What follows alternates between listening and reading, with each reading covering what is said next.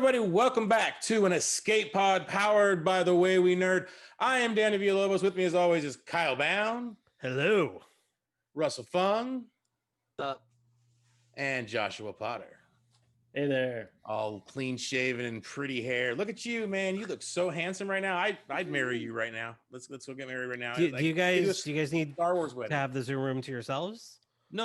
It's a foursome. What are you talking about? We can let you guys have the room. Yeah. Nah, it's all good. We're gonna talk Star Wars though, because that's more important. So we're here to talk. Is it? Yes, we're here to talk the Mandalorian episode 207 and that big finale 208. And I don't remember the titles ever. So Russell, what's the title of 207? The Believer. And Potter, what's the title of 208? The Rescue. The Rescue. All right. And okay, so we'll start with the Believer, which is the return of Bill Burr's. I never remember the characters' names. Mayfield. Yeah. Wow. That's Like Blofeld, but in the summer. I'll take Yeah. it. But anyway, And so he doesn't have a cat. one thing that I remember that we know of. That we know of. Wait, Potter, were you on that one when we talked about we knew Bill Burr was coming because of the last? Were you on that pod when we talked the last two episodes of Mando? You weren't on that one. No, I missed our last pod. Okay, well, yeah. Kyle said Kyle had mentioned that he, and I think Russell echoed this, like they did not want to see an entire episode where they was breaking Bill Burr out of prison. They called saying, "Hey, let's get out of the way in the beginning," and that's exactly what we got. Yeah, so, first scene. Did that make you guys happy, Kyle and Russell? Yes. I mean, it did and it didn't, because it was. I mean, I appreciate that it wasn't 45 minutes of breaking Bill Burr out of prison. Yeah. But the like instead it's 45. Well, it wasn't 45 minutes. They're never 45 minutes. Like 36 minutes of 36 minutes with let's figure out credits, where the ship is, which is essentially. I mean, it credits. I feel like it's interesting, and I'm going to sort of dip into episode chapter 16 a little bit as I mentioned this, but like there was a point about 10 minutes in chapter 16 where I'm like, this should have just been like the second half of last episode, like when they go get Bo-Katan and like Boba Fett's there and her and Boba Fett have their argument and she's like, wait, you're after the same guy I am, you know where he is. Like I felt like all of that should have just been last week. Yeah. And then I it's guess like we go into say, this week where it's like, fuck yeah, let's do this. Instead of like, okay, well, we need to find Bo-Katan and see if we can get her on the team. And then we can go get the kid. Well, here's the thing. First of all, have to pay her for 2 episodes. That's true too. Yeah, First of all, yeah, there is money considerations here. Big time spoilers. Big time spoilers, but I guess we shouldn't mention that on the show because we always do spoilers. But we're gonna say it right now, just a disclaimer. So they get Bill Burr out pretty easily because Kara is not a ranger. What's the name of her? What does she do now? She's a dropper, a drop trooper. Marshal. She's a marshal. She's the sheriff. She's the law in these parts. Yeah. So she's a marshal. Right. So for some reason I was thinking ranger because of the new TV show. I thought that was gonna be her. But anyway, so and it could still be. But anyway, so she just gets him out saying prisoner like transfer or we need him for something. Whatever. It's a transfer from cell block 1138. Yeah, it's it's the classic, like it's a classic, spy movie when they break the guy out of prison because they need him to catch another prisoner or another guy on the run, another spy. So anyway, the only thing I want to mention about this episode, and I'll let anybody else say their piece because I know everybody wants to get to the chapter 16. Well, so before you do that, should we do like a quick recap of what happened in the episode? Yeah. If you guys want to do that, yeah. For some reason, I don't remember much of it, so I remember because it's not as fresh in my brain as the finale. So yeah, why don't you guys, somebody recap, volunteer. I mean, the short version is they get Mayfield out of prison. Yes. They need him because he's ex-Imperial. Yes. There's a lot of the plot of this episode that doesn't really track or make any sense, but we can talk about that in a minute. So they go to this Imperial mining facility on this planet, and they take over for a couple stormtroopers that are like driving like cargo troopers. I'll call them Tank cargo troopers. Yeah, cargo. They have the tank trooper helmets from Rogue One, though. Yeah, there you go. So they take over for these 2 tank troopers, and then there's a big fight with the locals, which is always unfortunate when you're murdering locals pretending to be an Imperial. It's sort of like there's a certain point where it's like, is it worth the cost? But that's a different conversation for later. They get into the facility. They're cheered as heroes. They go to the mess hall. Mando gets the location of the ship, and then they end up having to have a conversation with Mayfeld's previous commander during Operation Cinder, which we find out is what led him to leave the Empire, sort of got him disillusioned with the Empire. Yeah. He shoots him dead, and then they climb out the window, and they escape, and they let Mayfield go because he died in the explosion, quote unquote. Mm-hmm. Yes. And that's pretty much the episode. There's not much to it.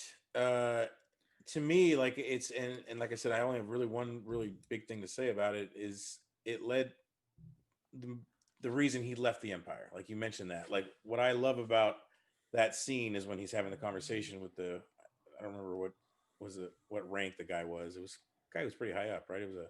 It's pretty high up. It was an officer for sure.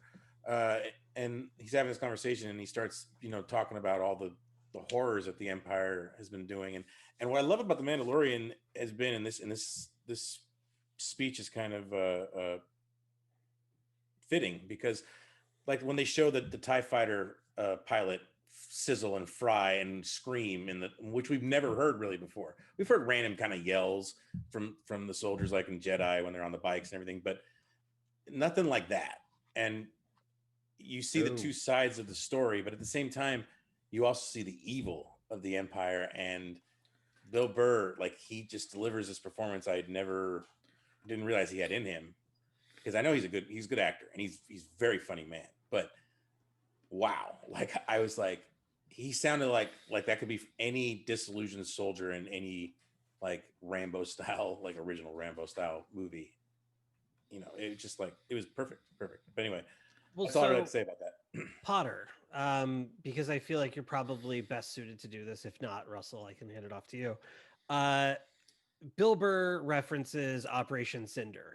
Do you want to tell us a little about that? Yeah, that actually also feeds into another point I was going to make about this episode, which for it being a small kind of contained episode, a bottle episode, if you will, there are some links to the greater Star Wars mythology and some Easter eggs for people that are, that have been kind of keeping up with all the different media they put out. First of all, Operation Cinder was the subject of Battlefront 2, technically, Star Wars Battlefront. It is a plan by Emperor Palpatine to punish Imperial worlds for not being able to protect the Emperor, and basically a safeguard so that the Empire doesn't outlive its Emperor. So if Palpatine dies or is in a situation where he's probably going to die, then Operation Cinder goes into effect, and they, raise and glass and burn planets. That's why you get like Naboo, I think, is targeted in Operation Cinder. Jakku is a big part of Operation Cinder. There's a secret laboratory there. And wait, if this succeeds, let me ask this: if this succeeds, does that mean the only thing left is the Imperial military? Like in other words, or do they have to like all like take cyanide pills and kill themselves once they've destroyed everybody? Not even that. It's that the people handpicked by Palpatine, the most loyal of the Empire, the Imperial Command, they go to wild space to essentially start the First Order. So it's like a resetting the chessboard kind of situation. Palpatine's a dick. Yeah. That's why I know I don't think you ever finished it, Dan, but I encourage you to finish the Aftermath trilogy because it is really good. I know it's I'm going to written differently than a lot of people are kind of used to as far as the tense. I like the first one. The flow. I like the first one. There's a lot of really great stuff in there. And some of Bill Burr's characters actually pulled a little bit from one of the characters in Aftermath. Now, I'm not saying that. I think just taking some cues as far as being ex-Imperial who kind of has a change of heart and defects and so on and so forth. Still kind of a a character and a rascal, but I hope we haven't seen the end of him. Like I hope he comes back. I don't think so. In one of the shows. They'll pull him back. So just to finish up Cinder, what happens is the Battle of Jakku happens, and you get this kid that Palpatine has groomed since he was a tiny little boy way back.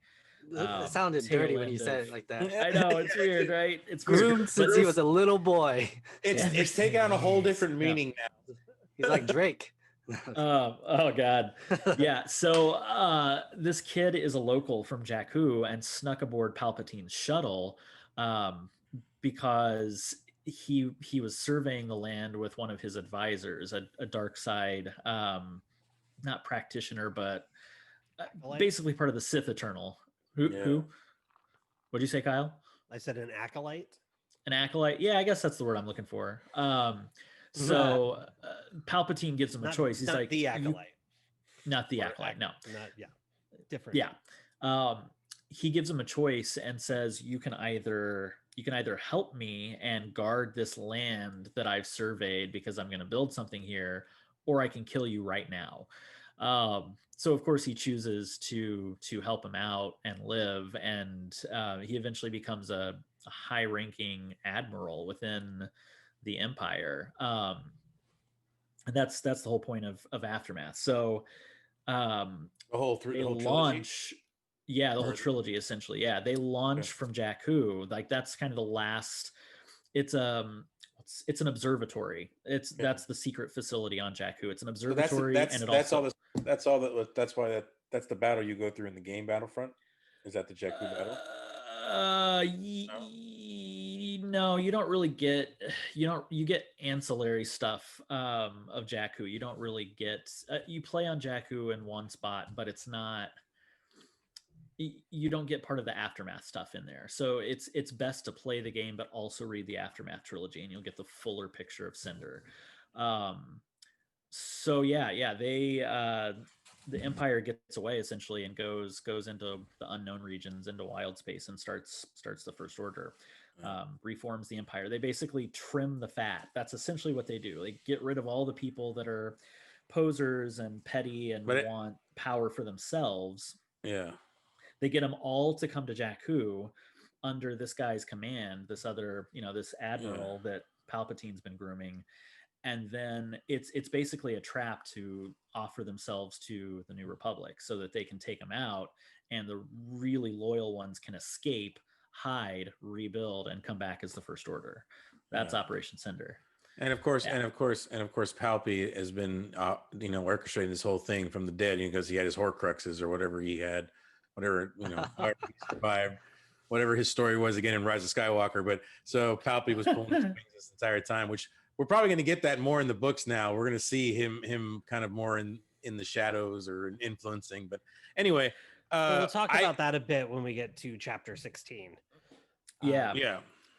But it is interesting in this episode because you see, and I mean, I feel like we were kind of expecting it to happen more after the conversation with Bo-Katan about how, like, oh, you're Death Watch, you're a religious zealot and a psycho, but he does, he hesitates, but he's okay taking off his helmet again, when he has to. I have some questions about Imperial security, where he can just walk in to the mess hall and be like, where is our leader's ship? Here, I'm going to take off my helmet. As long as this console doesn't specifically register me as like an enemy, we're good. I guess. Well, I mean, it's like, remember how, like, I think you talked about this, how, Star Wars universe doesn't really have an internet. And that's kind of like why things like the Jedi can fall into legend. Like, if you don't have access to like Imperial databases, which you can probably access pretty regularly in an Imperial setting, and as long as you're not doing anything shady, because they obviously monitor that shit like Big Brother, you can kind of research some stuff. Like, so like you said, as long as you're not registered as a enemy of the Imperial, nobody saw his face. Yeah, it just feels like, I mean, here's the thing. And I mean, the Empire does this. And maybe that's the way that's the way they kind of tag you. Circular storytelling or just a means to an end. It's sort of like that episode's version of the exhaust port, where it's like, yeah, they just didn't bother to put any security on that console. Like, it's just it just felt weird in the moment where it's like, okay, well, but remember we found out in Rogue One it was put there on purpose. Totally. I don't know. It's just like there's something weird about, like, that was a nice bit of retcon. Oh, this random stormtrooper or random tank trooper, or what'd you call him, Potter? Yeah, no, that's right. Yeah, they're tank troopers because they're on the occupier tanks on Jeddah. This random tank trooper wants to know where the boss is. Nobody's worried about that. No concerns. Well, we've already shown that the Empire has kind of, since the New Republic doesn't use clone troopers anymore, who were superior officers and soldiers. Stormtroopers and their officers are jackasses. Most of them, even their friggin' admirals. Who's the dude that Vader chokes in Empire? That guy sucks. Admiral he chokes two guys. But the first guy he chokes. Ozzel, that's right. Yeah. When he's like, Lord Vader, and he comes like up to the screen like he's gonna be all cool, and then Vader just like choke. That dude, that dude sucked. So anyway, Admiral Piet was all right. Like, I think he lasted into Legends, didn't he? Like, there's a couple of in Legends, he never died. He ends up becoming the head of the Empire. When they form the Galactic Federation of. He was a huge character in Legends, but GFFA. There's somebody they should bring back. They're like, obviously cast a different actor, because that dude's probably 80 years old. But do that character, bring him back. I like him a lot. But anyway, so Russell, did you have anything that you wanted to say about this episode? Really? I felt like it was a good breather episode before the finale, because I was kind of expecting a penultimate like plot and structure, but it wasn't. It was a standalone, and it was nice comedy from Bill Burr, because you got some great Bill Burr lines. Yeah, like especially the two guys sitting in a car scene is typical of any CBS procedural. Like every show you see, like Supernatural or whatever, there's always like two guys in a car talking on their way to the mission or the task or something. Yeah. And I thought that was like, you don't really see that in Star Wars. Yeah. And I think it's perfect that you can just drop that in the television medium and just get some shit out there. Just like have two men talking. I like that kind of stuff. I mean, I don't want it all the time, but it was nice that Bill Burr was having that, his stand-up kind of vibe, like, hey, what's with you people? When I say you people, I mean Mandalorians, or so what is it? You can't take off your helmet, or you can't show your face, because they're not the same thing. And that's his little bit. I was like, that felt like a Bill Burr bit. So I'm sure they let him do I'm sure they let him do a few ad libs. I'd love to see the outtakes from the Bill Burr episode. It's one I have like. Go ahead, Potter. Oh, I was just gonna say I have one other thing too. Yeah, I want to hear. You can go first if you want. Okay.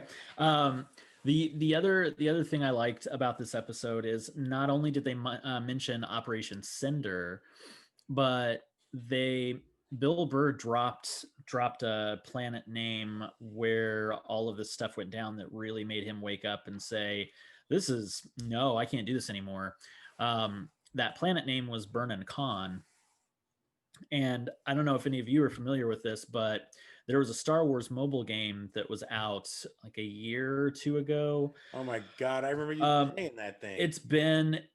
Actually, no, I think it went offline a year or two ago. No, you were that was a Marvel game. Never mind, that was a Marvel game. Yeah. Sorry, go ahead. So this game came out very close to The Force Awakens, or maybe right after The Force Awakens. I don't remember, but it was set during this time period. It was supposed to be part of the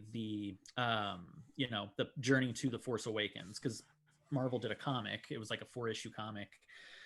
There were all the books that were a lead up to The Force Awakens and all kinds of stuff. The whole point of the game, the story was centered around the Hoth sector, or the Anoat sector, actually. So you've got Hoth, you've got Anoat, you've got Bespin, you've got Burnin Khan, you've got all of these. Bespin and Hoth are near each other. Yeah, Han or the Falcon goes from Hoth through Anowit, the asteroid NOAD system, to Bespin. Yeah. You guys are such better Star Wars nerds than me. They don't have the hyperdrive's not working. Yeah, I know, but I didn't remember I did not remember the. I mean, I didn't. You're totally right. I did not realize because they had to sit that Star Wars customizable card game that I know some of this. No, yes, I'm so subtitles.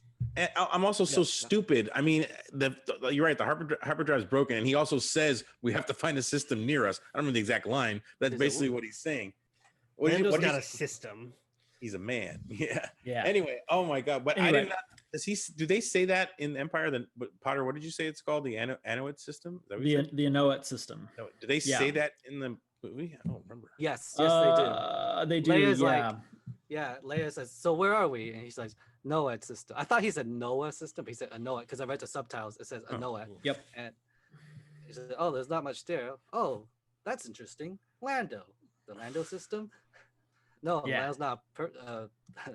Damn it! I want to watch Star Wars again now. I want to watch it from the beginning. Anyway, sorry. All right. Okay. So Potter, the whole story behind this game is the Iron Blockade, and this is part of the liberation of Bespin, which you get a little bit of in the Aftermath trilogy. So Lando goes back to Bespin, and he rescues Lobot, his cyborg attaché that's with him, in Bespin, and they essentially liberate Bespin from the Empire, because that's kind of one of the last holdouts. So they expanded upon that in the game, and they call it the Iron Blockade. There's this really awful dick governor that's an imperial governor that's blockaded the entire system.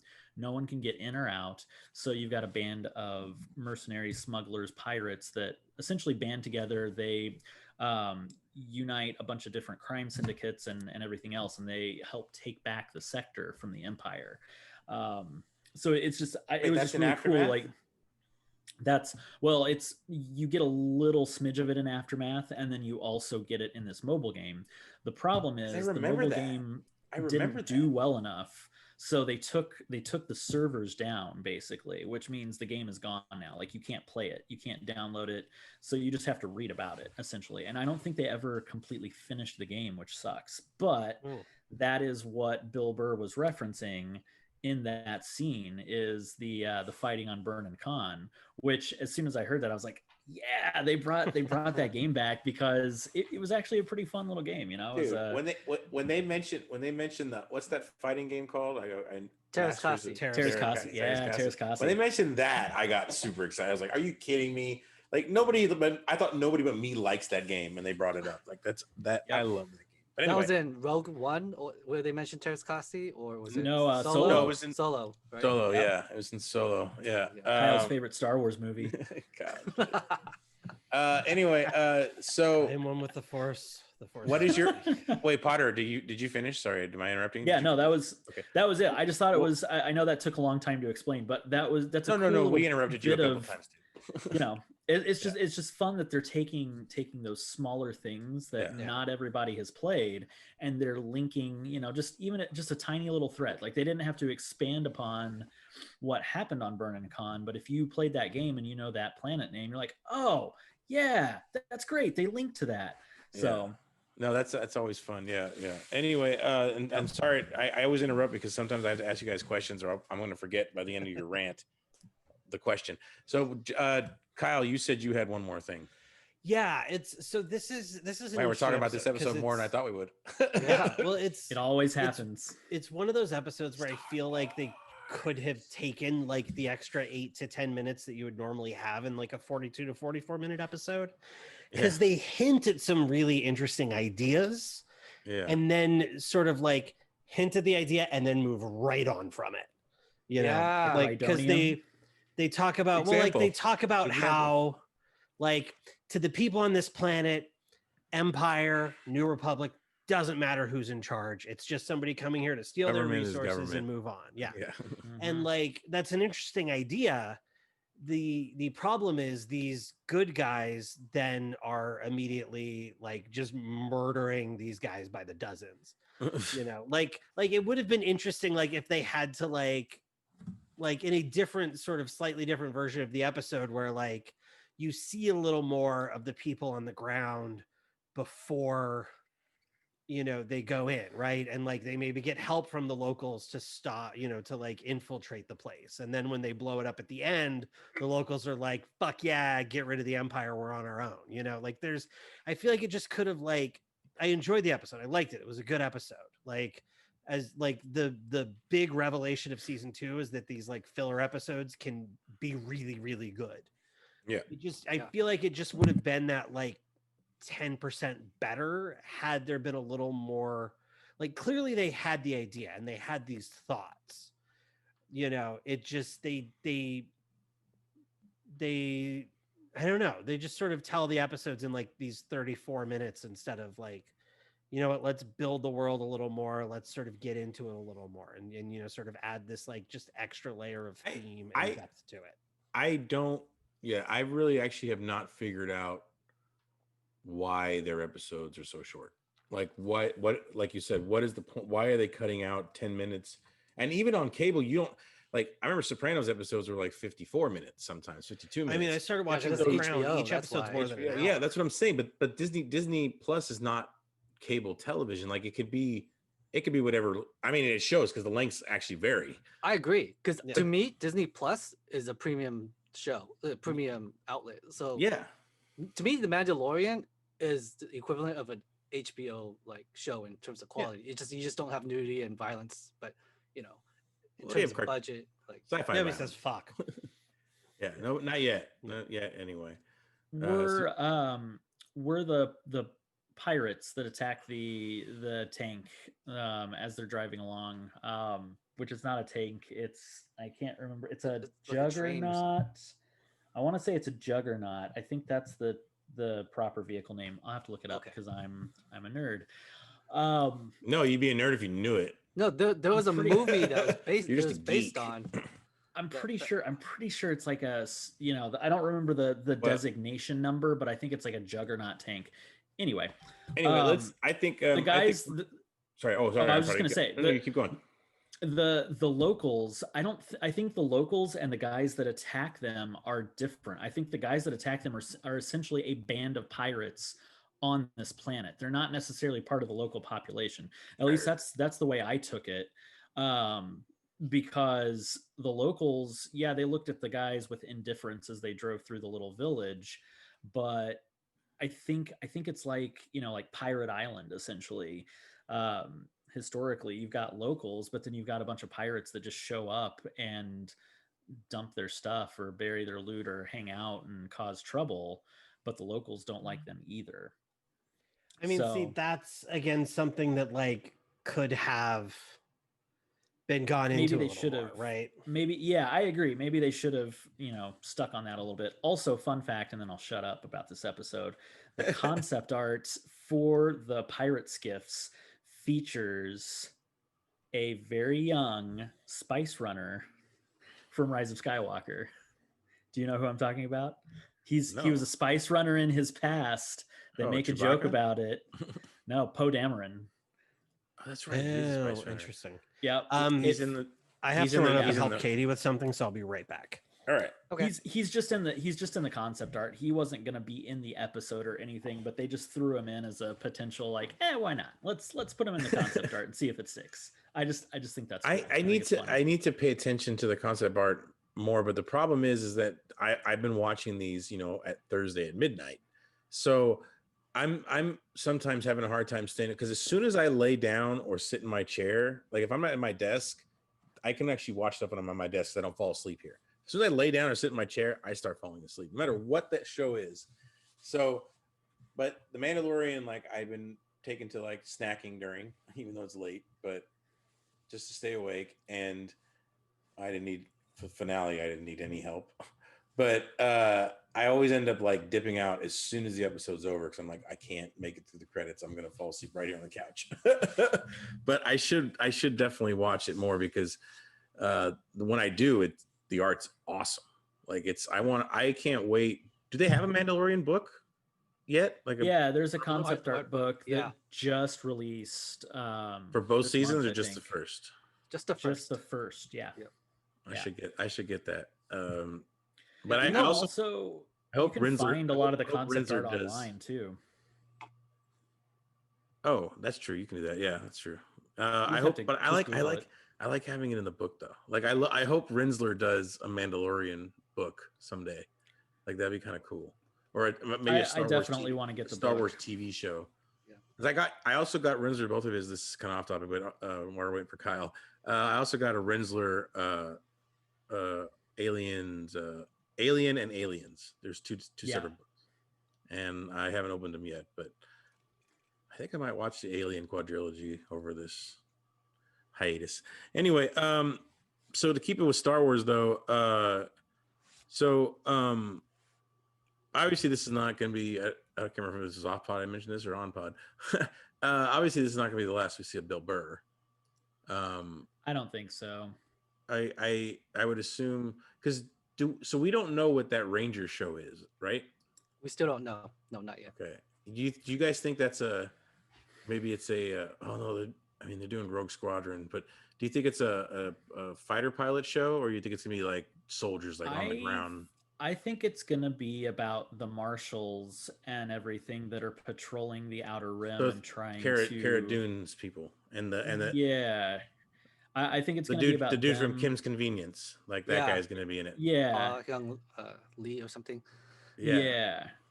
I think it's going to be them trying to root out any Imperials in hiding. Essentially, I think it's going to be their version of the aftermath of World War II, when you had a bunch of Nazi war criminals that go and hide in Argentina and other places in South America. It's gonna be fun. So I think it's that, but in the Outer Rim, because it's called Rangers of the New Republic. So that's why I don't think we're going to get any of the big names. I know we were talking about this on text, but I don't think we're going to get any Skywalkers or Han or anybody. No. But what if we get this? What if we get Wex's parents? We might get that. Snap Wexley. Because they're in Aftermath. Yeah. Because I read the first one. I haven't read the other two, and it's not because I just wasn't reading for a while, and then I started getting into Stephen King and reading everything Stephen King, and that took up my time. But I'm getting back into Star Wars, and I was actually thinking of buying audiobooks because I did buy the Ahsoka audiobook because Ashley Eckstein reads the book, so I was like, oh, I'm definitely buying this. So because when I drive to work, it's like 35-40 minutes. No, not that long. It's about 25 minutes now. Lisa back. What's up, Kyle? We're still talking Star Wars. But I was talking about that I might start getting the audiobooks of these Star Wars books because I have the Ahsoka one, which Ashley Eckstein reads, and I was thinking of getting them to listen to when I go to work, and even when I'm at work, it's something I can be listening to. So I have the Cobalt Squadron audiobook. That one is voiced by Kelly Marie Tran. Nice. And the book is about her, so it makes sense. That's really awesome. I didn't even know what book. Which book? Who wrote that one? When did that one come out? It's called Cobalt Squadron, and that came out like during Rise of Skywalker, Last Jedi. It was like around that time. So is it a prequel to Last Jedi? Like when her sister's still alive? Okay. Yeah, it's a prequel. It's about the two sisters. Okay, I'm getting that one too. Then if she reads it, I'm getting it for sure. Because I love when like somebody like the Ahsoka one read by Ashley Eckstein. That just makes sense. That makes sense. Yes. Yeah. Anyway, so I guess we're pretty wrapped up on the Bill Burr episode.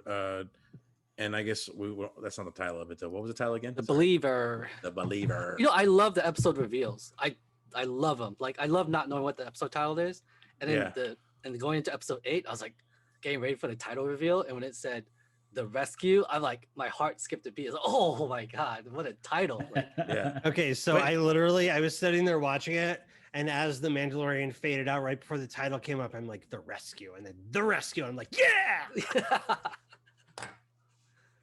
All right. So this finale, chapter 16. First question. Question number one. Yeah. Season finale or Book of Din Djarin finale?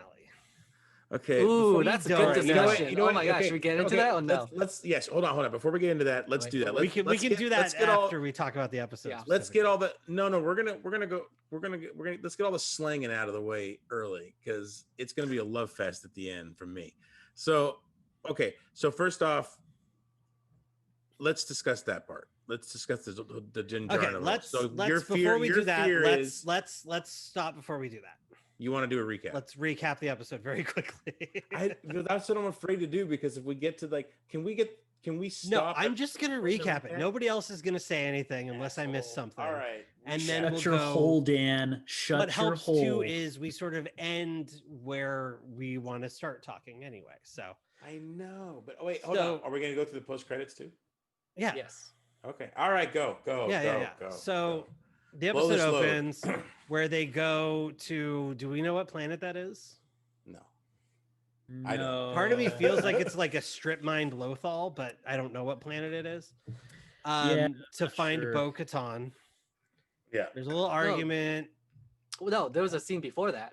There was a scene where Cara Dune encounters the Imperial. I don't know what they are, what their roles are, but they basically like shit on Alderaan. And yeah, that's right. I forgot about the shuttle. Gleeful the shuttle capture to rub it in her face that Alderaan got destroyed. And he called them scum.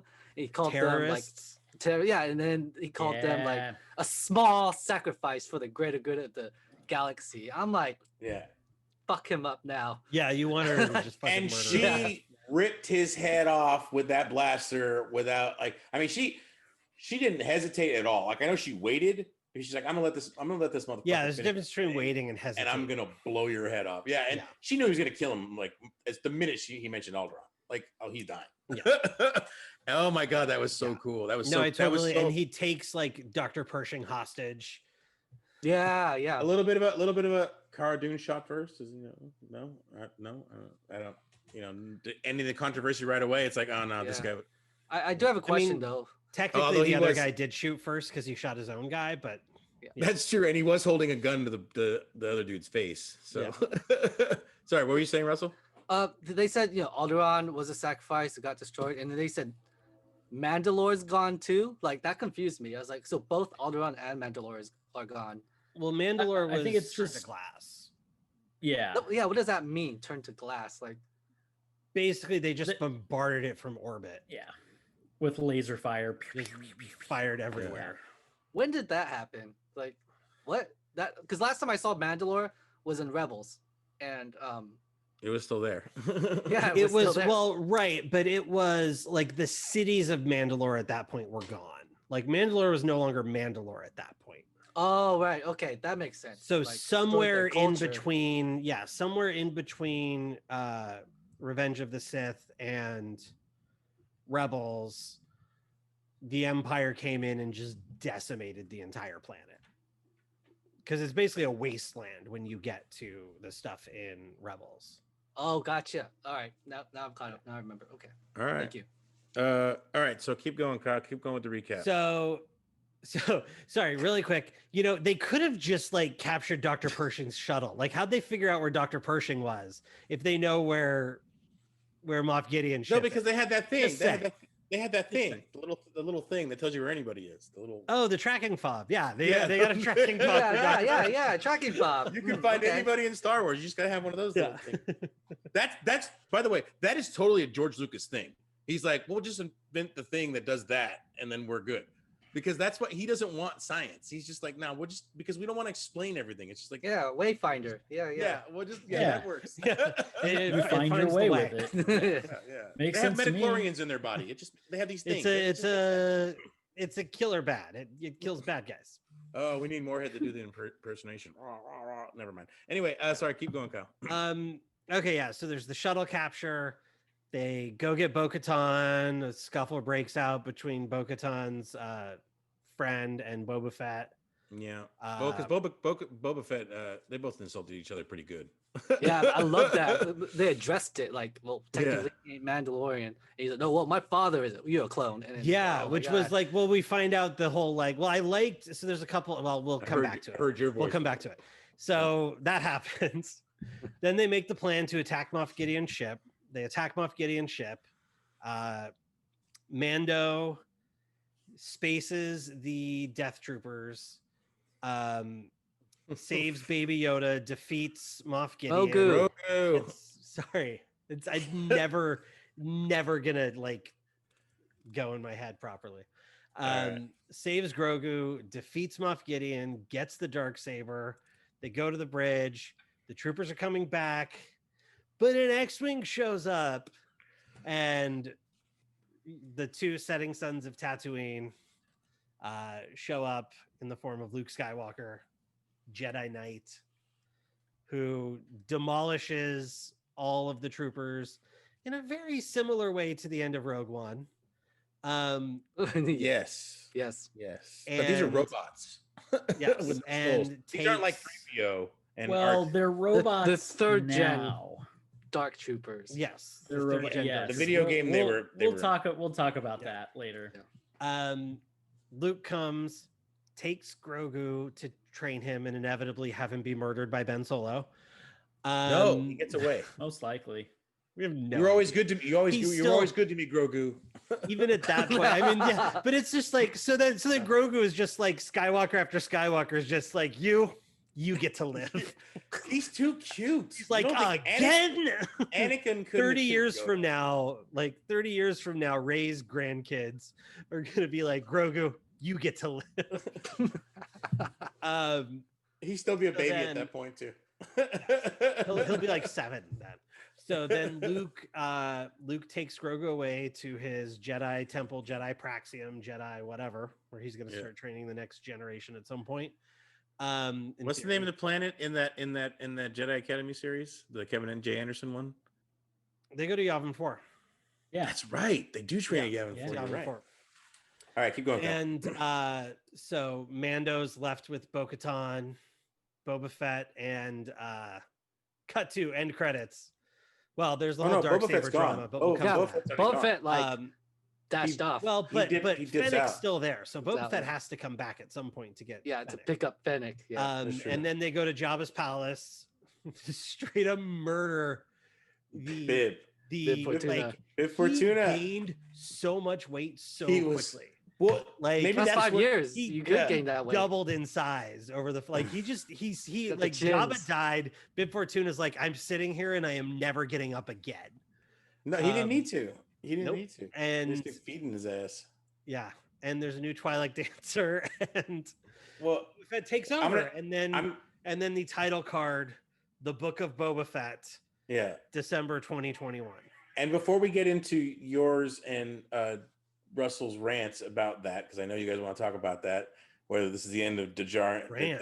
Don't not rant. You know, I mean, they're not rants. They're more like the discussion you guys are gonna have. But I was just gonna say, the thing that sucks about this though is that totally killed my Hutt father idea that I was writing about when Jabba died and the power vacuum and how everybody was gonna be fighting over his seat. And in my story, Boba Fett is the one who ends up turning everybody against each other, and they kill each other, and he's the last one left standing, and he takes over. So, damn it, I should have turned that story in years ago.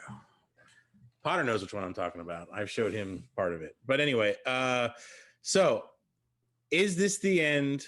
Is this the end of our Mando story? And moving on to Boba Fett's. Is Boba Fett going to be season 3 of The Mandalorian? Is that your concern, Kyle? That is the question, because Kathleen Kennedy during the investors showcase said, if I remember correctly, the next chapter of The Mandalorian is coming Christmas 2021. Is that right? Does that sound right? I don't remember. You watched it. It never seemed like she never said The Mandalorian though. She just said the next chapter of the whatever. I thought she said The Mandalorian, but that's, I mean, like, that's the question is like, what's the likelihood that they're actually going to have 2 series airing next December, January at the same time. Like I'll that tell you doesn't this. seem likely to me. There's 52 weeks in the year, and you don't want to waste all of your, Mandalorians in the same 6 weeks. Oh, go ahead, Russell. You go ahead. Oh, okay. What annoyed me when when I first saw it, I was like, the book of Boba Fett. I was like, oh, it never said it was a spin-off series. It just, they didn't specifically tell you what it was.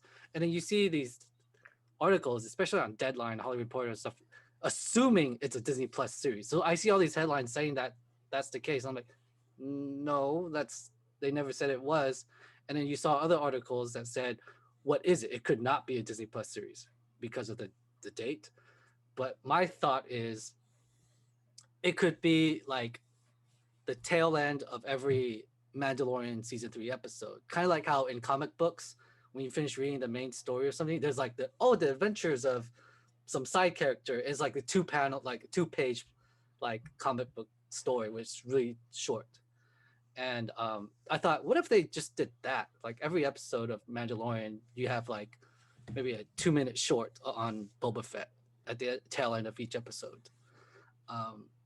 They're not going to do that, but I just had that thought that could be it. They might.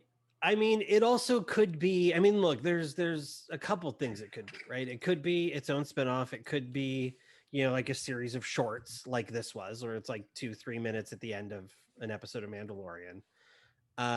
It could be a movie that comes out at Christmas next year, right? Like a 90-minute, 2-hour Boba Fett movie, right? Where you take I mean, like you could have taken this season of The Mandalorian or the first season of The Mandalorian and made like a 2-hour movie. Yeah, you'd lose some stuff in translation, but with Boba Fett, you could easily make a 2-hour movie with Boba Fett, Ming-Na Wen, and whatever they do on Tatooine. Which is funny because remember we were always promised that Boba Fett movie, and then who was going to do it? Who was Josh Trank?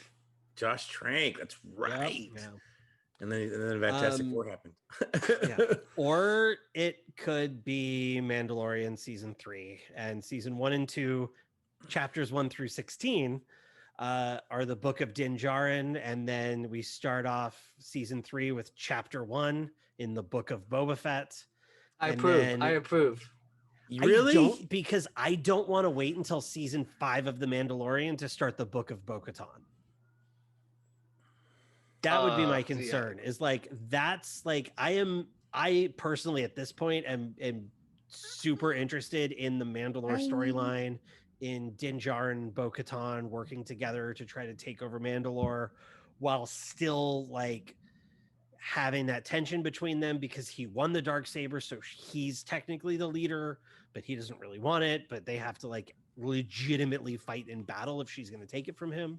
Like I find that a super interesting storyline, and I want to see the Boba Fett show. I'm totally down for the Boba Fett show, but if it comes at the expense of the Din Bo-Katan show, I'm going to be a little like, come on, guys. And like, I wouldn't like that either.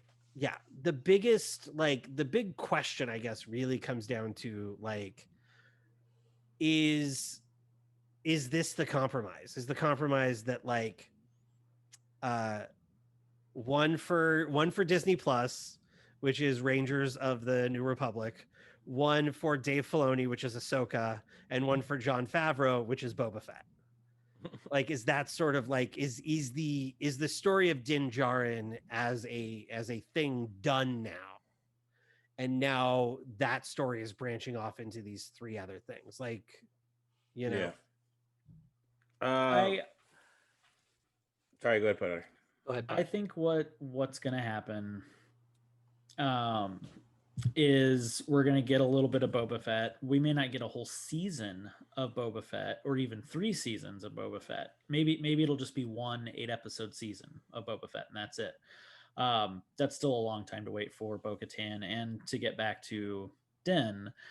But there's no reason why those characters can't appear in Boba Fett in his story as well, same as Boba Fett appeared in Din Djarin's story. So they might just kind of flip-flop it like that. I think what's going to happen, though, is they were supposed to be doing these spin-off series to kind of build up to a bigger event, which we'll get with Ahsoka, we'll get with Rangers of the New Republic, and then whatever happens with Mandalorian, and then there'll be some big huge thing. I think they're building up to Thrawn. I don't think we're gonna get live action Thrawn until the big event, until these all these series come to a culmination. And does that mean Ezra comes back? Does that mean Ezra comes back too? That's when we get Ezra? Maybe. I don't know. I don't know if we'll. Maybe, yeah. We're getting Ezra. I'll be surprised if we don't get Ezra. You can't get Thrawn and not get Ezra. You can't get Thrawn and not get Ezra. Here's the question. Their fates are tied together. I need to figure out exactly what Kathleen Kennedy said. We should hold off talking about the other series, the Ahsoka and that until the next pod. But there is a version where like it'd be really interesting if they did sort of what like. I guess Better Call Saul doesn't quite do this, but Better Call Saul does like the opening of the beginning and the end of the season is like 15 minutes with Saul post Breaking Bad. Like it'd be interesting if it was just like there's like a 2-hour movie that comes out at Christmas and then January starts Mandalorian season 3, where it's like, or like the first 2 episodes of season 3 are the Book of Boba Fett and then it goes into Mandalorian or some, like hybrid thing. Yeah. Well, I think they get the first 2 episodes straight into Bo-Katan and Din Djarin. I think they're gonna do it right away. Like first 2 episodes, like get on it. That's I mean, because it was kind of a cliffhanger of this episode. The fact that Din Djarin now has the Darksaber, and the only way she can take it is to beat him in combat. So obviously, that's got to be resolved. So. Anyway, okay, really quick. Sorry, there's some website, LRM Online. I have no idea if this is a real website. They claim to have a source at Lucasfilm. Their claim is that the Book of Boba Fett is not a full 8-episode season, but it will come out December, and that the Mandalorian season 3. Because Kathleen Kennedy said the next chapter in the Mandalorian story comes out in December, and that Mandalorian season 3 may be pushed to 2022. That makes sense, especially if they got a lot to shoot. If they're doing these shows, I mean, these shows are all coming out post 20. Well, we'll get to them. So sticking within this episode,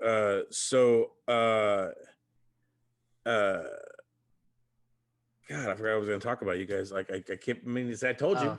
Yeah, we went out, but this is reminiscent. Help me out here. Well, I want to say that I don't know what the strategy is, but it is reminiscent of the Netflix Marvel series where you had a Daredevil season 1, Daredevil season 2, and then you had Jessica Jones, and the other shows like Iron Fist and Luke Cage. And you had those. Then you had the Defenders. And then you finally got to Daredevil season 3, and it was like so many shows before you got to the 3rd season of Daredevil. It might have burned people out, even if they didn't watch them all. Yeah. And then you finally get the Defenders, which was Getting to the specifics of this episode, what I wanted to say was like when we talked about Bo-Katan and Boba Fett's face off, and what's her friend's name? Do they give her a name? Yeah, her name is starts with a K. And I'm sorry, I didn't. Is she from the cartoon? Like, is she new? She's new, I believe.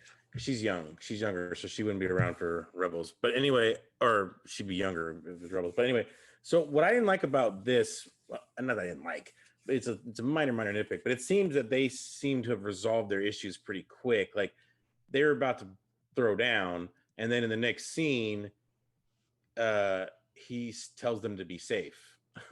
Boba Fett tells, and then she says the same thing to him in no uncertain terms.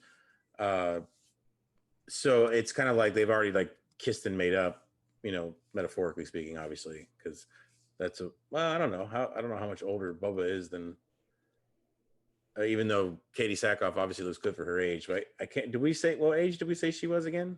She's like 40s. Oh, okay. Mid 40s, yeah. Because she was an adult in Clone Wars, right?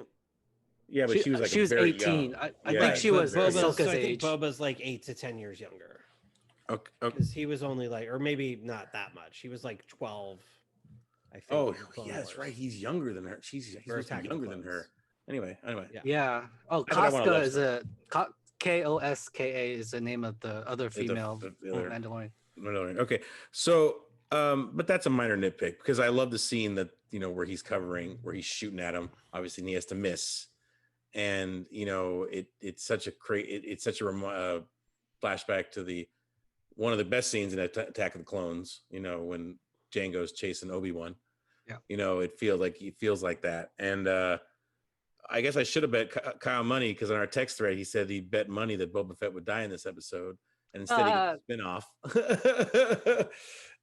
So I wish I would have put like $10 on that at least. I would have put $100. Oh yeah, that was in the other thread. You should have bet Russell. Yeah, I would easily. They would not kill Boba Fett in this episode, even though Jeremy Bullock died. I mean, rest in peace. That was a. Oh, I know. We should have mentioned that. Thanks for bringing that up, Russell. That's big. That's big time because Boba. I mean, hopefully he got to see Boba Fett's return to the show. I mean, I don't know how Jeremy was in his health-wise towards the end of his life, but I mean, he was only 75. Is not that old. I mean, that's 5 years older than my dad, so that makes me, but he looks older. Like he looked pretty aged. I don't know if he was a drinker, smoker, what. Yeah, but I'm saying that they wouldn't bring Boba Fett back after all these years just to kill him again. Like they're not going to make that mistake. Yeah, but I think we mentioned this maybe in the on pod. I think we have that we thought maybe they would do a young Boba Fett series and show him, right after Jedi, or in between time. Actually, would be even better between Clone Wars. Or when did we last see him? We saw him in the Clone Wars cartoon, right? Yeah, but I feel like you have to develop him better for the audience because with Queel last season, he had so much screen time, so to the point where when he finally died at the end of episode 7, like we cared, and it propelled us into the final episode of the season. With this one, I felt like there's no way they could have the time to do that for Boba Fett. Like, I say build him up and then kill him again. Like that's fair. It's too fast to kill him. So I guess I'm just like delaying the inevitable because I don't want to start crying on this podcast. But so we get to the, rescuing Grogu and some cool action scenes, obviously showing the Mandalorians whooping some ass, Bo-Katan, and what'd you say her name was? Koska? Yeah. Koska. Yeah, Koska, and obviously Din Djarin sneaks in the back, basically. Once again, the Imperials are really shitty at everything, security-wise. They just don't care. So we get Grogu out, and there's a the little moment where it's like the Gizmo moment where he sees his dad, I guess. However, he looks at Din Djarin, and then I wanted to say that when Kyle, of course, I thought of Leia, but it's not exactly what happened. But when Kyle mentioned them blowing the Dark Troopers out into space, and they just come flying back in. Like, it wasn't like it gave them, it bought them a little time. A little bit of time, like the pumps on the Titanic. It bought them moments, basically. And the Dark Troopers were there, and those things they established pretty quick. They want basically with Luke coming, they wanted to show how badass these Dark Troopers really are. Yeah, you have to show what one looked like. Powerful, and our Mandalorian was about to die. Like that was a fight for his life. Like that was probably one of the hardest fights he's had on this show. And he won though, but those things are formidable. And the Mudhorn was closer to killing him than that. Well, that's true. That's true. Well, it's so like good call. That was a long time ago already. It seems like it's like so they're when he gets to the bridge and they're standing on the bridge and they've had the whole fight about the Darksaber. Yeah, it's so weird to me, and I will never understand this in anything. He has the Beskar spear can pierce their armor, right? He can kill them with a Beskar spear, with a well-placed Beskar spear, sure, but with a Beskar spear. He knows blasters don't work on them, yet he's standing there as they're pounding down the door, holding his blasters. He has the Beskar spear. He has the Darksaber. Why is he not holding the Darksaber? Like that's what he should be using to fight that. Or him He using should didn't toss the think of that. spear. He should toss the was gonna spear to say. Bo-Katan, and he Yeah. should be holding the Darksaber. I didn't even think of that. Like why? What? I mean, like You look, know what? I'm not It's almost saying like they accepted the inevitable. It still totally would have been fucking hard to win. Like he doesn't have the other powers Luke has. He doesn't have the skill with the Darksaber. Any of that. Totally. Yeah. But Although he doesn't like know Luke's coming yet. they just were fighting about the Darksaber. Like just fucking pull it out and be like, okay, fine, I'm going to use it. Just saying. Pull out your Darksaber. Please pull out your Darksaber. Sorry. Just saying. Your big black Darksaber. Are we doing that? Are we going to have to cut it Darksaber. again? No, because we said Darksaber this time. We said Darksaber this time. Anyway, so it looks like all is lost. It's over. The Death Star is approaching Yavin 4, and they're gonna blow it up. And then all of a sudden comes the greatest hero in the galaxy. This X-wing just comes flying in, all ever so slowly. How convenient was that? Everybody knows everybody who knows who's. Of course, it's convenient because he latched onto Grogu and he found him. He slowly comes in. That was the biggest Deus Everybody Ex knew. Machina set up for this entire season. Before we start crying and get into the super excitement, I have one more nit to pick. Okay, go ahead. Alright, Let's hear it. What is it? It really bothered me that they're like, oh, we already got everything we needed from him. We're good. We can resurrect the Emperor. We're fine. Wait, what are you talking about? We already I know he wasn't actually giving him to him, but essentially the point was like, oh yeah, we got enough blood. We're good. Like we got this covered. The Emperor's fine. He's taken care of. Okay. Which they totally, admittedly they had to do because otherwise, Rise of Skywalker can't happen and the Emperor can't still be alive then if they hadn't at least figured something out. But it just felt a little like anticlimactic, which is the difficult thing when you're telling a story in a part of the universe that's before other stories, when you're like going back to tell a story. Yeah. Because we know where it ends up and it has to end up there. And the second Grogu was tied to the resurrection and the keeping alive of the Emperor, we knew they had to at least get enough from them to keep the Emperor alive 20 some odd years after this. Did they actually say that? Because nowhere in the show did they mention the Emperor, right? Or did they? No, but you get the clone vats and they want his M count, like they do everything but say midi-chlorians and we're resurrecting the Emperor. Yeah, Grogu's part of that. So sorry, okay, now we can talk about Deus Ex-Wing Machina. So the X-Wing, Deus Ex-Wing Machina. Everyone knows who's I said Dux. Everyone knows who's in the X-Wing, and I thought it was Poe Dameron. Actually, that whole red herring was amazing. That was a red herring though. Because remember episode 2 of season 2, it was when another Deus Ex Machina with the two X-Wings saving Mando and Child from the spiders. Yeah. Now I learned that whole episode wasn't just filler. It was there to set up a red herring. A big reveal for later. But later, you're not automatically thinking Luke Skywalker. You're thinking, oh, maybe it could be the. I was, and here's the thing: for the first time in so many years we've been doing this podcast, I guessed it right because I even said it was going to be Skywalker I said it from the very beginning, and I even said it. I said it was wishful thinking mostly because I want Luke. I always want Luke. I want Han and I want Leia. I want all that stuff. I don't want to let the past die. I live in the past. Some see the future, but the past is clearer every day. Sorry, you're Kevin Smith because Kevin Smith. He is a lot. We are a lot like each other, but it was just. I do love The Last Jedi. I know people think that I hate it because there's certain parts of it I do not like. But I do love the movie. I have the poster on my wall. I think Mark Hamill's performance is fantastic. I think Rian Johnson is an amazing filmmaker. Same. However, I agree. Luke, Ryan and I didn't see Luke the same way. That's it. I wanted to see Luke fight with the lightsaber. I wanted to see him battle. And we get a little bit of it in Rise of Skywalker, but it's cheap CG and he's under a mask, you know, and then him and Leia reveal, and it's like, oh, that's kind of cute and cool. But this, we finally got the Legends Luke Skywalker. Like Luke Skywalker from Jedi. This is the Luke Skywalker I've been waiting for since 1983.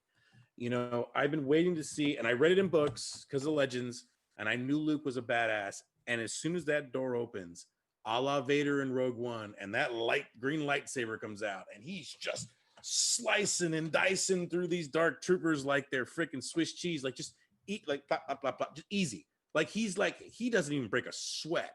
And then when he crushes that one, I'm like, oh, he went dark side.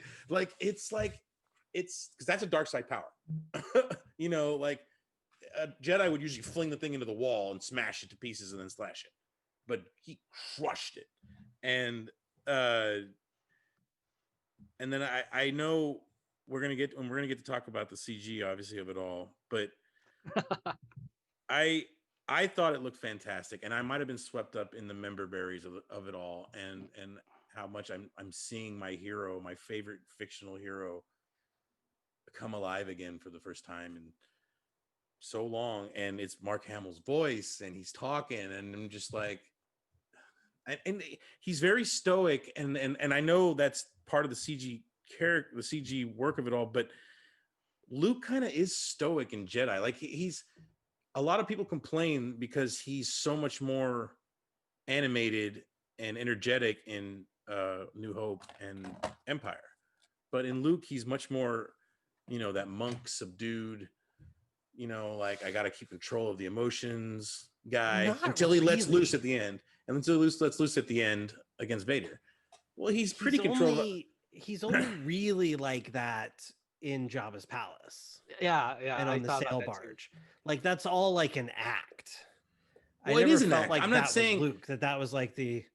I'm not saying that was him, but that was him. Illustrious Jabba. I'm here to speak to you. But I'm saying I should say he's trying to be that.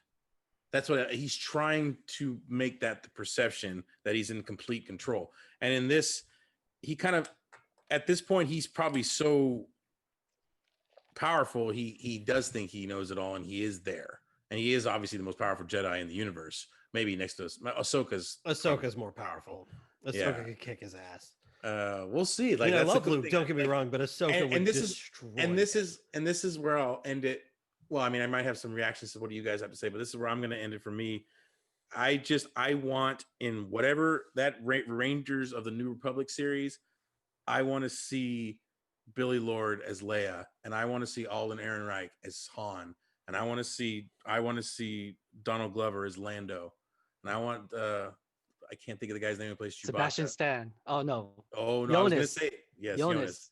Yeah. I was saving Sebastian for last, and I want to see Sebastian Stan as Luke Skywalker. I don't want to see a CG one for if he's going to become a character. I don't want to see him CG all the time the way they did Tarkin in Rogue One, because I thought they missed an opportunity of just casting a new actor to do it and pull off a performance that would have been great. But if you mocap, and I think Kyle and I talked about this off pod, if you mocap Mark Hamill, and you don't, and like not mocap the action, obviously get the guy who just did that Jedi. That thing was the most exciting Jedi stuff I've seen since Darth Maul. Like he was just that stunt double. He was born for that. Like he's been living for that moment his entire life. He's like, oh my God, I get to be a Jedi. I'm going to rip this shit up. But we better get a mocap Mark Hamill. But you don't have to don't give him too much to do, because as Kyle pointed out, what did you say about that? You were saying about the Irishman, how you can tell it's a 70-year-old Nero walking with a 30-year-old De Niro face. So don't give Luke as much to do, because I don't want them to be major characters in these shows. Don't get me wrong. I don't want them to be the focus be them. I want them to come dip in and out, because they are obviously out there, and Leia is obviously a big time figure in the rebellion at this time, or in the New Republic, and this time I think Han's still part of them too. And Ben Solo is probably born, right? Yes. Yeah. So if we get to see a baby Ben Solo, like that'd be kind of cool. Yeah, exactly. That'd be kind of cool. Maybe even if it's toddler, somebody where he already has some powers, where he does some Grogu stuff where he's like, I want my Baba, and he's calls his bottle over. We don't have to do that, but anyway, that's basically what I'm saying. Here, like fucking kill me now. Maybe Jar Jar. I would love, please God, Jar Jar show up in the Obi-Wan show. Oh my God, I want Jar Jar. I want to see a holiday special where Jar Jar has a wife and children. I want him to have redemption. I want like have him grow, have him grown up. Like it's like, oh, Jar Jar was just like a teenager when we saw him in the beginning. So anyway, okay, well, this is very. I'll let you guys take off. I'll let you guys take off. Take off from that.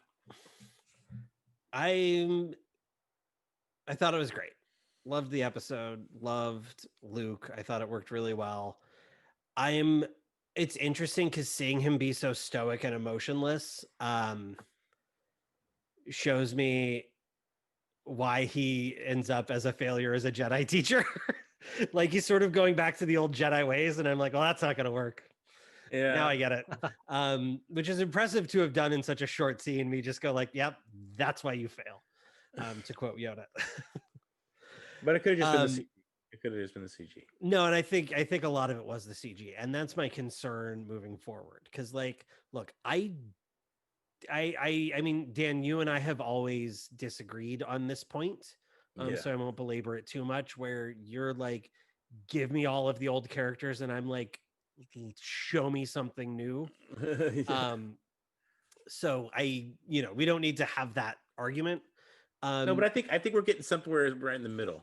For me, what it comes down to is like, if you're going to give me those characters, do it in a way that is meaningful and not in a way that is just like, oh look, it's remember like like remember if at the end of like the droids in Rogue One, like they're just like in it. Yeah, like it's again, it would be different if like hearing them talk, I'm like, why are we stopping this movie to hear R2D2 and C3PO talk to each other?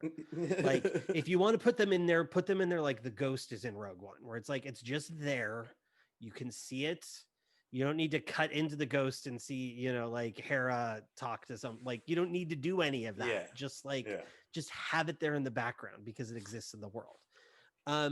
Like the only time I really care to see, the only thing that would feel meaningful for Luke to come back is in the Ahsoka show. Like I want to see Ahsoka and Luke talk about Anakin. I want to see Ahsoka find out that Anakin turned back to the light at the end and allow her to have come full circle and to have closure in her relationship with her old master. Now, and they should talk to Force Ghost Anakin. Fuck that. I agree. Hayden Christensen. No, I want to see the whole Force Ghost thing has been ruined. The Force Ghost thing has been ruined. And as much as I love The Last Jedi and almost everything Rian Johnson has ever done, he ruined Force Ghosts. Why? Because Yoda came out and destroyed the tree? Yoda touched Luke and destroyed the tree. So Force Ghosts are corporeal. They can touch things. They can fucking interact with things. Yoda can. So like, Yoda awesome. Why weren't Yoda and Obi-Wan in the Death Star 2 throne room? Yeah. Why wasn't like if these ghosts can do shit, then like why aren't they? Maybe it's one of those things that they only can do certain things. Yes, but now it's like when things get to a certain level of power, there's this power creep that happens. And like this episode more than anything, I think showed why building stories around the Jedi that are these longer ongoing stories is dangerous and difficult, is because Luke demolished those guys.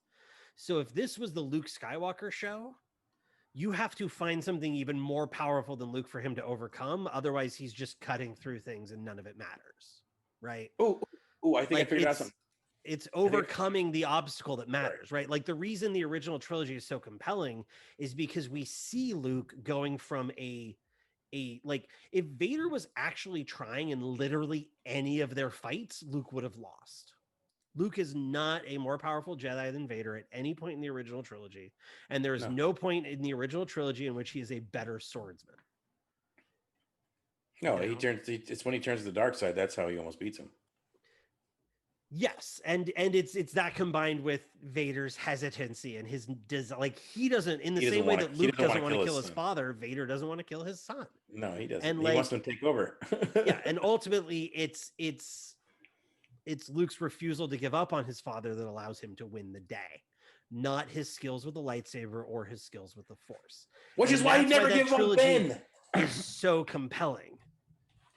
Not because look at the powerful Jedi fight, because there's like no powerful Jedi fight scenes in the original trilogy. It's all like Vader toying with Luke, and it's great. I know, but it's like there are so many times this season where if like if they're in the Imperial base and they're in the mess hall, like that's so much less compelling if there's just Luke's there and he's just like, well, I have my lightsaber, so you guys eat enjoy your calf, eat some food. I'll take care of these guys, and then we can just walk out the front door. But that's a whole other conversation. So my concern is that when he and Ahsoka finally have that conversation, which I assume they're going to have, because I feel like Dave Filoni wants to see it as much as the rest of us do, and that's sort of the one thing other than finding Ezra maybe that will give her some closure on her stories. Yeah. I'm afraid that Luke's going to have to stand there super still, and he can't really emote, and he can't really move his face a lot, and he's just going to have to sort of speak very slowly and in these very short sentences, and it's just going to fall flat. I think they're going to get an actor, and I think I have no doubt in my mind they're going to try for Sebastian Stan if they haven't already reached out to him. But they're going to have an actor. It's going to happen. Don't worry, it's going to. They have to do something other than the CG they did in this. It will, which is not bad. It's just not like, I mean, it's not Marvel. Like if this was in a Marvel movie, we'd be like, huh, wonder what happened. Here's the ironic thing though. The same person that directed Ant-Man that had that amazing Michael Douglas scene, directed this episode. Yeah, Peyton Reed. And Potter, I'm gonna ask you this question because I feel like you would know better than any of us, but I get the sense from the difference between the way Marvel does it and the way it looks in Marvel and the way Star Wars does and the way it looks in Star Wars is that in Marvel you have, and in the Dan, you mentioned earlier, The Irishman, you have the person there. Samuel L. Jackson was there. Coulson was there. Michael Douglas was there. Michelle Pfeiffer was there. Yeah. And you're de-aging them on themselves, not taking a head of somebody that you have to either de-age or find archived footage of and putting it on somebody else's body. Like Tarkin looked like a ghost, and Leia looked like it was a mask printed on a sheet of paper. Like it was so flat, you know, it looked like somebody photoshopped her to death, and then Luke looked like it was like somebody taped it to somebody else's face, but it was like a nice 3D moving face, so Potter, do you have any insight into that, being our post guy? It's tricky because you're right. It's always going to be easier if you have the original actor there and you can build off of what is there. It's also a budgetary thing. It takes a lot of time and money to go back and forth on renders, to re-sculpt, to re-render it. So it's a budget thing too, I'm sure. And that sounds silly considering it's Disney and Star Wars. Mandalorian does not have Rise of Skywalker's budget. They don't. And here's the thing that Marvel's budget.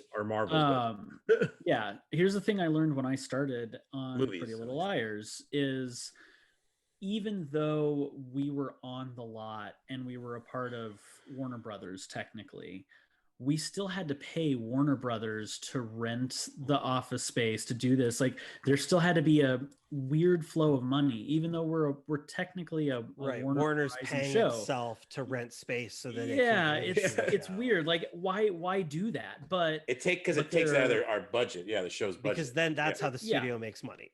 Yeah, exactly. That too. Yeah, there are reasons to do it. So I have a feeling that same thing is happening with The Mandalorian. Even though it's a Disney produced show, they still have to move that money around. But that was going to be my talking point too, is why wouldn't you get, and maybe they tried and there was a scheduling conflict, or it was just going to be too short notice or too expensive, or who knows. There's a myriad of reasons, but why not get Sebastian Stan and then build Luke's face on him, because he does. I mean, it's kind of uncanny how close he looks to a younger Mark Hamill. Here's the thing. Here's the thing. You just mentioned budget. You know how much it's going to cost to pay Sebastian Stan to do that over a stand-in? But that will cost less. That will cost less than costly VFX work, because you're going to have to do less work to make Sebastian Stan look like Mark Hamill versus doing a digital double of Mark Hamill on top of somebody that looks nothing like him. Well, that's the problem. I think that's what Kyle's saying, is they obviously didn't spend the money to make it good enough. Like, that was the whole point. It was the whole problem, is like, so, but you could probably find another person out there. I mean, I'm sure Sebastian Stan isn't the only young Mark Hamill somewhat doppelganger. I'm sure you could find some other person that has the bone structure and the physical resemblance that they could do that. Maybe even his own son. I don't know what his son looks like. Oh yeah, Paul Walker technology. Yeah, exactly. They use his brother. They use his brothers for that one. So there you go. But anyway, yeah, I like I said, I really don't think it's a thing we have to fear. I think they're gonna, if Luke becomes a bigger part than this, because the focus of the most important part for Luke in this was obviously all that action, because it was so cool to see Luke in action, and then just him taking Grogu in general. You know, like those are the two big moments that Luke had to have. He didn't have to have anything. The episode isn't really about him. He's just, the means to the end. And it sets up, one of the biggest, biggest story points of Star Wars, the father-son relationship. And, Luke tells Din Djarin, you have to give him permission to leave. Like, and you have to take your mask off, basically. He has to see you, and the thing is that you get to me right there. You get to think about, like, when Luke has to take Vader's mask off, and it's almost the same kind of moment. And they're both saying goodbye, although, he says, I'll see you again. Same way Shmi says she's going to see Anakin again. But if they follow the Star Wars ring theory, but if they see each other again, it's going to be at the moment of one of theirs death. So if they follow the same, like I said, with Anakin and his mom, Shmi. Sorry, I said Shmi. But anyway, I just wanted to show this. Also, do you guys remember this book? This big picture book? Oh no, probably this before thing. my time. It probably was, because this came out right after the movie, and it was I literally. This book is from when I was a kid. Like, it's all worn. I carried this with me everywhere. Like, everywhere. Like, I brought this book and read it over and over again. So that's how much this version of Luke Skywalker means to me. Like, he's just, I want to watch Return of the Jedi right now and then watch this episode again. Like, it feels like a sequel to Jedi almost. But anyway, Russell, have we heard basically how you feel about this episode? I mean, we've heard some, what you felt about if this is the end of Din Djarin, but how did you feel? Well, my brother recorded my reaction to it, because usually what happens at midnight is, like, we kind of watch it at the same time, but sometimes I watch it 15 minutes after he starts. Wait, do you guys live together, or you're doing it on Zoom? We live together, so he watches it in his room, I watch it in my room. But I was hungry, and I ate my weed cookie because I wanted to be high for this, so I had to wait for the weed to kick in. And it didn't kick in that fast. So, but by the time I saw Luke Skywalker in the surveillance camera footage, I was like, "Is that Luke? Am I seeing what I'm seeing?" And then when Luke revealed himself and when he started talking, I didn't even know what he was saying. I didn't pay attention because I was still distracted by the deep fake. And then I watched it. I watched it 3 times. 3 times, that scene 3 times over and over again, and every time I was like, wait, what did he say again? I wasn't paying attention. I was too distracted by the deep fake. That is so funny. It took me 4 viewings to understand what he was saying. Oh, okay, so he's taking Grogu away because he has to, talent without training is nothing, is what he was saying.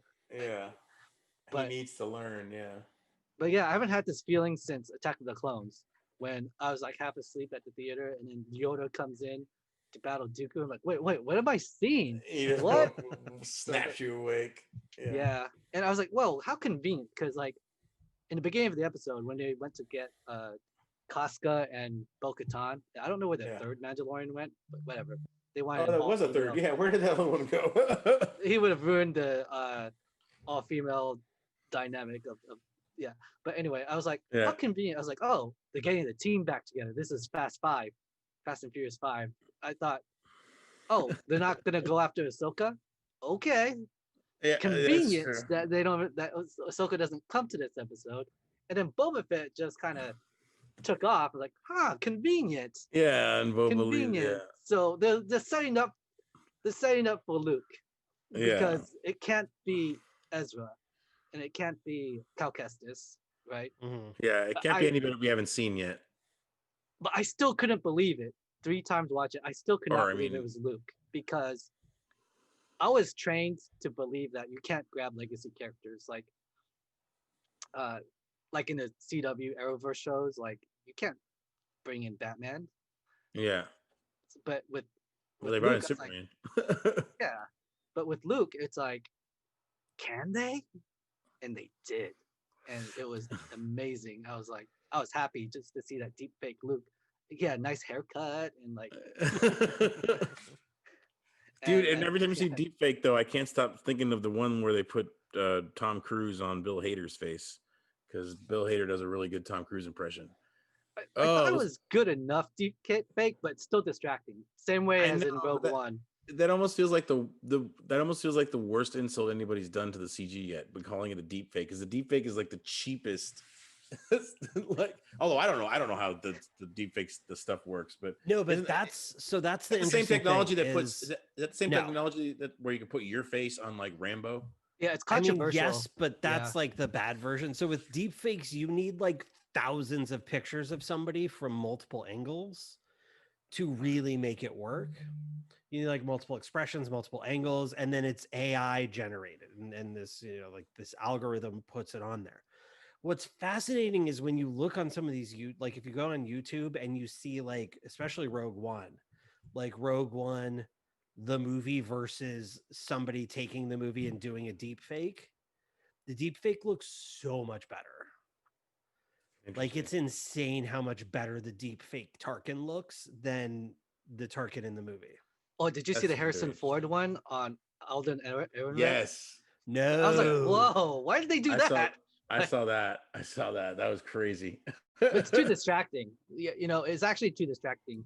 And like, it's better. It's Alden Ehrenreich's voice. Yeah. Right? Yeah. Yeah. Because it's almost better if you just recast it. Like, fans are clamoring to have Sebastian Stan be the new Luke. But the deep fake was like, okay, it wasn't that bad, because I took it as, I appreciate that you even did it. Like, you even tried and you did it. Like, you're giving us Luke Skywalker. It was good enough. And I'm happy if we don't. Voice. Yeah, and I'm happy if we don't see Luke again for a long time, because I feel like he should be a special character, legacy character you bring out once in a while. But if you bring him out too much, it dilutes the whole thing, and kind of like with Boba Fett. Well, like I said, I don't want a whole new show with young Han or middle-aged Han, Leia, and Luke running around. Like, I'm not saying that's what I want. I just since they are they are so much a part of the Republic. But like Kyle says, I want it to make sense to the story. Like, this made sense to the story because Grogu needed to go with somebody. Luke was obviously starting a Jedi Academy, so it makes sense, and they needed to be rescued. So this made sense to that story. As long as they do that, I'm good with it. Like, if they have to go on a heist somewhere and they're like, we have to hire the fastest ship in the galaxy, and all of a sudden Alden Ehrenreich shows up at the Falcon, hell yeah. Like, even if he's just in it for like the last 15 minutes just to fly them in and out, give me that. Like, but it's still, the focus is still the new characters. The way that the old characters kind of serviced the new characters in the sequel trilogy. I know the sequel trilogy has become much more maligned after the euphoric release of Force Awakens, but you have to admit, at least they focused on those new characters, even if they didn't quite finish it right. But yeah, but the today, new old characters supported the new characters' story. So yeah, today's the 5-year anniversary of Force Awakens, and I was, reminiscing of that movie and looking back on it, and there was always God, that you're right. Yeah, there was always that Luke Skywalker problem when Michael Arndt wrote the screenplay, and then when it got turned over to JJ and Lawrence Kasdan. The floating hand was the beginning of the movie. The floating hand with the lightsaber. But there is a Luke Skywalker problem that anytime he's in the scene, he sucks the attention away and the energy away from the new characters. You're never going to care about the other characters as long as You Luke only is want there. Luke. But Like with him. this one, Sorry, go ahead. but then at least they did it right with Mandalorian. You already cared about everybody else in that room. You cared about Bo-Katan, even Casca. Yeah. I cared about her in some way. Yeah, I don't want her to die. I thought she was going to die, honestly. I thought they got to feed somebody to the cannon. Yeah, she should have been a red shirt, but no, you can't do that because No, she's wearing blue. Yeah, and she's a black character, so you can't have white characters and Asian character and then just only kill the black character. Yeah, but we did that on Pretty Little Liars and gotten a lot of fire. Times. So you had Mando, Cara Dune, Boba Fett, Fennec, Bo-Katan, Casca. You had all these characters, and when Luke comes in at the right time,